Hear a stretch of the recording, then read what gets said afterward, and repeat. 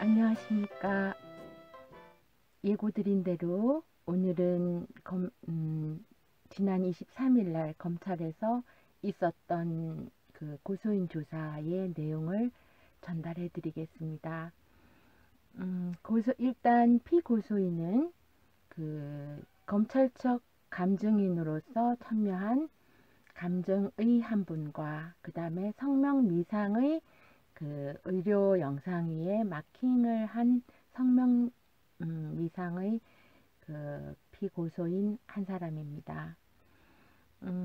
그 감정이 피소된 이제 감정의 경우는 몇 가지 짚어야 될 사항이 있는데, 일단 성명 미상자의 그 고소 내용부터 보시는 게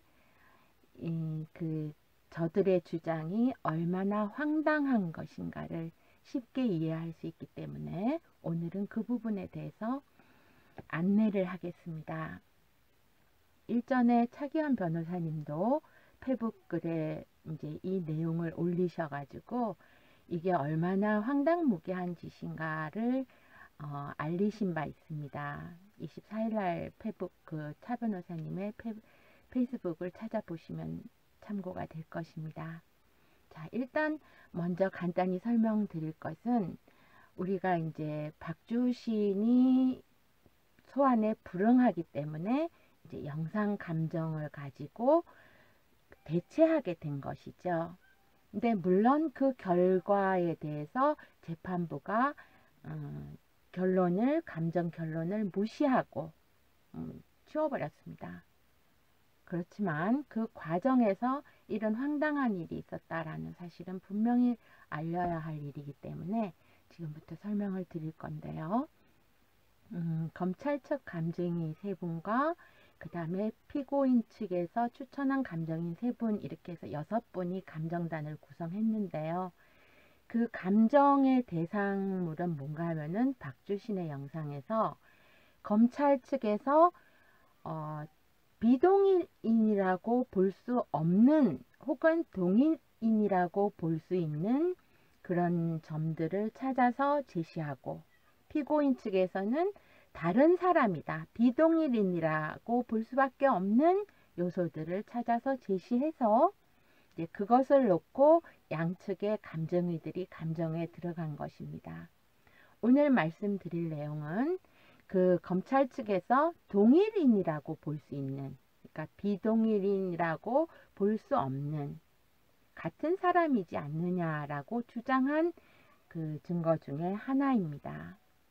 자, 먼저 오늘 말씀드릴 부분에 대해서 이제 검찰 측의 그 감정 요구 사항을 볼 것 같으면요, 지금 자막 그 영상에 올리고 있는데요. 엑스레이 우측, 그러니까 이 엑스레이는 어떻게 보시면 되는가 하면, 좌우를, 이 엑스레이를 찍은 피사체와 보시는 분이 마주 보고 있다고 생각하면 됩니다. 그러니까 내가 왼손 쪽, 나의 왼손 쪽은 피사체의 오른손 쪽입니다. 그러니까 마주보고 이렇게 있다라고 생각하시고 영상을 보시면 편안하게 이해가 되실 겁니다. 자, 엑스레이 우측 흉곽 상부 11시 방향에 흰색의 음영이 있는데, 그 음영을 이제 D-1, -2, 그 다음에 D-2-2 이렇게 표시를 했습니다. 이 양쪽, 그러니까 왼쪽에 보이는 것은 D-1은 공군 훈련소의 박주신의 것으로 알려진 영상이고요. D-2는 자생병원에서 찍은 피사체, 그러니까 박주신이라고 주장하는 피사체의 영상입니다. 이 하얀색 음영이 정상적인 구조물인지 아니면 늑막이 두꺼워진 것인지, 즉 비정상의 것인지. 자, 만약에 흔히 이게 정상 구조물이라면은 이게 서로 다른 사람에게서 흔히 관찰될 수 있는 가능성이 얼마나 되는지. 만약에 이게 이제 정상적인 그냥 구조물이 아니라 늑막이 두꺼워져서 생긴 것이라면 요 말 안에는 이제 늑막 비후라는 게 이미 전제되어 있습니다. 그러니까 늑막이 두꺼워진 것이라면은 이 두꺼워진 비정상적인 구조물이 서로 다른 사람에게서 모두 관찰될 가능성은 얼마나 되는지 이걸 감정해 달라고 묻고 있습니다. 자, 이 물음 안에는 이미 전제되어 있는 것이 있습니다. D-1-2의 영상에 표시되어 있는 그 하얀색 마킹된 자국과 D-2-2에 표시되어 있는 하얀색 마킹 자국이 같다라는 것이 이미 전제되어 있습니다. 그 전제가 없이는 이 두 개가 같이 관찰될 가능성은 얼마나 되는지 이렇게 물을 수 없는 거죠. 이 질문은 오히려 D-1-2의 사진과 D-2-2의 사진에 마킹된 것이 같은 모양인가 라는 것부터 묻는 게 정상입니다. 근데 그거는 묻지 않고 미리 마킹을 해놓고 양쪽의 그림이 동일하다라는 전제에서 이것이 서로 다른 사람에게서 모두 관찰될 가능성은 얼마나 됩니까? 하고 감정을 해달라 그런 겁니다. 자, 만약에 이제 이게 정상 구조물이냐 비정상 구조물이냐라고 물었잖아요. 정상 구조물이라면은 이런저런 사람들에게서 이렇게 자주 보일 수 있을 겁니다. 그죠? 대부분의 사람들에게서 정상적으로 나타나는 그 구조물이라면. 근데 만약에 비정상의 구조물, 즉 어떤 질병을 알아서 그 질병의 후유증으로 남아있는 어떤 병의 흔적이라면 모든 사람들에게서 동일하게 나타날 수가 없죠. 그 병을 앓고 앓은 사람에게서 있을 수 있는 일이고, 더군다나 이 검찰의 주장대로 같은 신체의 구조상 같은 위치에, 정확하게 같은 위치에 이렇게 하얀색으로 마킹을 한 것처럼 정확하게 같은 모양으로 나타난다면 이거는 동일인일 가능성이 굉장히 높아지는 거죠. 자, 그러니까 검찰측은 이 자생과 공군의 영상이 동일인이라는 흔적을 찾느라고 노력을 한 거고요. 피고인 측은 이게 어떻게 동일인일 수가 있어? 이런 거 봐. 동일인이 아니라는 증거들을 찾아내려고 노력을 한 겁니다. 자, 근데 사람의 몸이라는 것은 과학입니다. 그죠? 과학적으로 한 종이기 때문에 양쪽에서 유사하게 나타날 수 있는 특성들은 사실 무수히 많습니다. 그럼에도 불구하고 자, 정상적인 구조물에서 완연히 틀리게 보이는 구조물이 있을 때 그것을 다른 사람이다 라고 확정할 수 있는 거죠. 저희가 앞서서 두 차례에 걸쳐서 본 경추와 흉추의 극상돌기의 예가 그것입니다.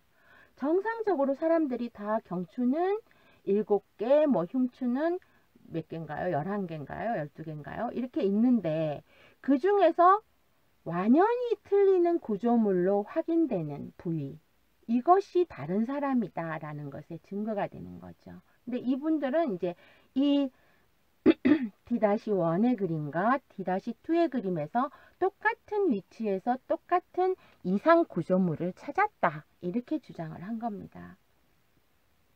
자, 요 그림들을 조금 더 이해하기 쉽게 자세히 보면은요, 이 그 하얀색 마킹이 되어 있는 공군의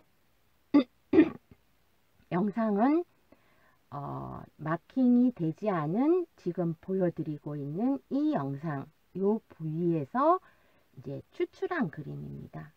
여기에서 이렇게 하얀색 그 마킹을 이렇게 넣어준 거죠. 그 따라서 그린 겁니다. 그 다음에 D-2의 그림은 마킹이 없는 지금 보여드리고 있는 이 사진에서 붉은 화살표 표시를 한 이 부위에서 그 마킹한 부위를 찾아서 이렇게 표식을 한 것이다 라는 것이 전제되어 있습니다. 자, 그렇다면은 D-1은 공군이고 D-2는 자생인데요. 자생의 사진을 다시 한번 여러분들이 마킹 없이 한번 살펴보시기 바랍니다. 이 마킹이 표시되어 있는 부위. 자, 여러분들이 만약에 펜을 들고 그 부위에서 소위 말해서 이상 구조물이라고 보이는 부분을 따라서 그린다면은, 저는 이제 컴퓨터나 뭐 이 드로잉에 굉장히 미숙한 사람이지만 제가 그 처음에 붉은 화살표가 표시가 되어 있는 그 사진에서 검찰이 주장하는 이상 구조물을 따라서 이렇게 그려보니까 이런 그림이 나옵니다. 자, 지금 보시는 노란색 선으로 제가 이렇게 따라 그려본 겁니다. 물론 전문의 선생님들도 다 비슷한 형태로 그렸습니다. 이 사진을 이제 그 검찰청에서 측에서 미리 마킹한 사진, 그러니까 표식이 없는 사진과 이제 비전문가인 제 눈으로도 확인되는 구조물을 직접 그려본 사진과 검찰 측에서 마킹한 사진을 세 개를 나란히 놓고 보면 이런 그림이 나옵니다. 자, 이렇게 봤을 때 분명히 그 문외한들인 일반인들도 이렇게 보고 따라서 그린 이 중간의 그림이 오른쪽에 마킹해 놓은 그림보다는 훨씬 기럭지 면에서 길게 나온다라는 것을 알 수 있습니다. 오른쪽에서 검찰 측이 마킹한 그림은 꼬리 부분, 왼쪽 날개 부분에 쭉 뻗어서 이흉추인가요? 거기까지 이어지고 있는 꼬리 부분을 절단하고 생략해 버린 겁니다. 자, 그렇다면은 이 자생병원에다가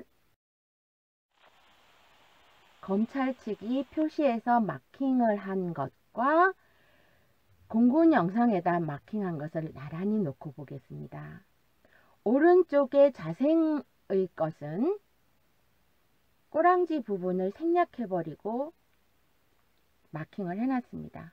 마킹한 흔적을 양쪽의 것을 나란히 보고 확인해 보십시오. 두 개가 완벽하게 똑같죠.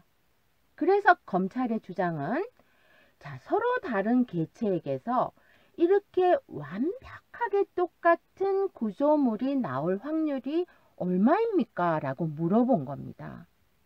이미 거짓말이 전제되어 있는 겁니다. 구조물이 똑같지 않습니다.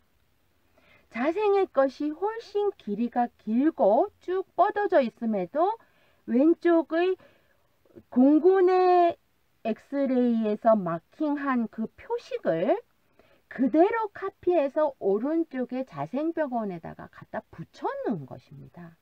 우리가 흔히 카피 앤 페이스트라 그러죠. 카피해서 떠서 붙여놓은, 북박은 것입니다.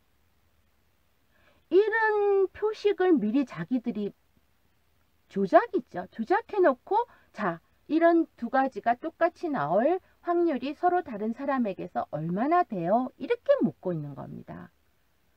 이게 검찰의 수준입니다.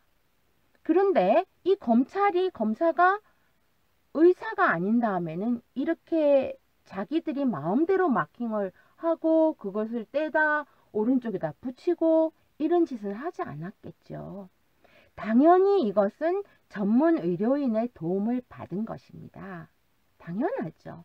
그래야지 검찰이 신뢰성 있게 주장할 수 있는 거죠. 그래서 자, 그러면 이것이 모양이 다르다라는 것은 이미 육안으로도 식별이 됩니다. 더군다나 이 검찰 측 감정의들은 이것을 감정하는 과정에서 뭐라 그러는가 하면은 이 하얗게 마킹된 구조물은 폐에 질환이 생겨서 염증 같은 게 생겼다가 그게 나아지면서 우리가 왜 피부 표면도 뭔가 염증이 나서 이렇게 막 생겼다가 치유가 되고 나면은 그 그 부위의 피부 상태는 주변에 염증이 나지 않은 피부 상태와는 다른 그 상태를 보이죠. 그것처럼 여기 안에 늑막에 염증이 생겼다가 그게 치유되면서 이제 뭐 굳어진 그런 그 구조물이다. 이렇게 주장을 합니다. 즉 늑막 비후라고 주장을 합니다. 그런데 자, 여기 그 피고인 측 감증이들이 논문과 모든 것을 다 수렴해 보니까 그것은 늑막 비후가 아니라 이 늑막에 염증이 생겼다가 치유되면서 생겨난 이상 구조물이 아니라 일반인들에게서 흔히 보일 수 있는 음영, 그림자, 동반 음영, 뭐 컴패니언 섀도우라 그러던가요? 동반 음영이라는 흔한 그 구조물이라는 겁니다. 자, 모양이 다른 거는 물론이고, 그래서 이 자생병원의 이 동반 음영이 더 긴 거는 이제 이 음영은 주로 근육질이나 지방층에 의해서 생겨나는 그림자인데요. 이 자생병원의 피사체가 공군의 피사체보다 훨씬 더 근육층이나 혹은 지방층이 두껍기 때문에 그 음영이 길게 보여지는 것입니다. 그런데 이 그 자생병원의 엑스레이는 12월 9일 날 찍었고요.